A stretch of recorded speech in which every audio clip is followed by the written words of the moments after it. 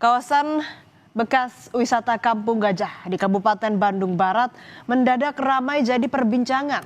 Tempat yang sudah lama terbengkalai itu mendadak viral usai ditemukannya jenazah seorang remaja.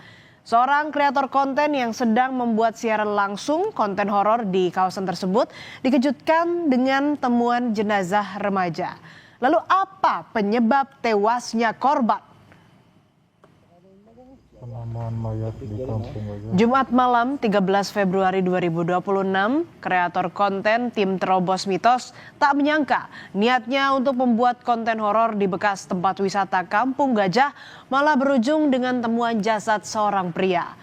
Jasad tersebut ditemukan tergeletak dan sudah mulai membusuk. Korban ternyata seorang siswa SMP di Bandung yang dilaporkan hilang sejak 9 Februari.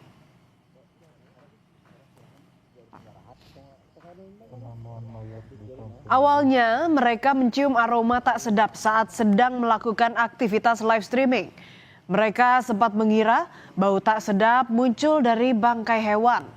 Curiga, mereka pun akhirnya mencari sumber bau tak sedap tersebut dengan melewati rumput-rumput liar, dan ternyata mereka menemukan korban sudah terbujur kaku. Temuan ini dilaporkan ke polisi.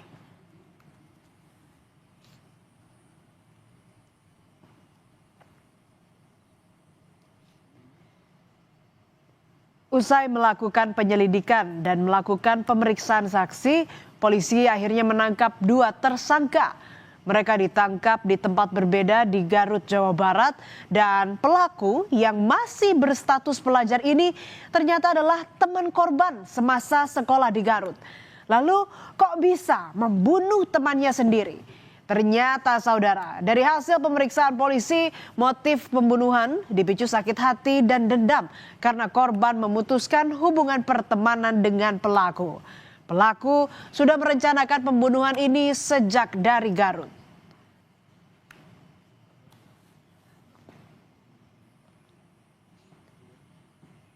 Polisi bilang dari hasil visum luar, korban mengalami luka akibat benda tumpul di bagian kepala. Selain itu, ada luka tusukan senjata tajam di bagian perut korban.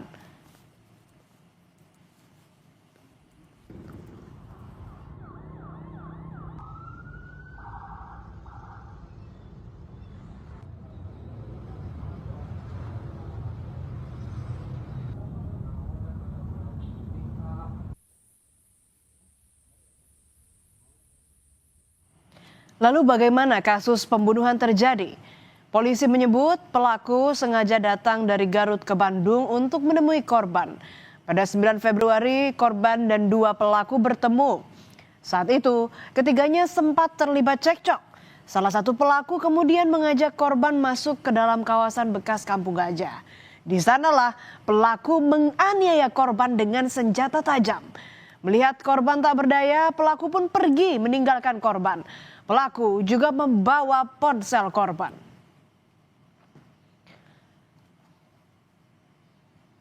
Tak hanya keluarga korban, warga di sekitar rumah pelaku juga sempat menanyakan keberadaan korban pada pelaku. Saat itu pelaku tetap menjawab tidak tahu keberadaan korban. Selain itu, pelaku memakai ponsel milik korban mengirim pesan palsu ke rekan korban bertuliskan "Saya diculik", seolah-olah korban masih hidup. Pesan tersebut sempat ditunjukkan rekan korban ke ayah korban. Namun ayah korban sempat curiga dengan pesan tersebut.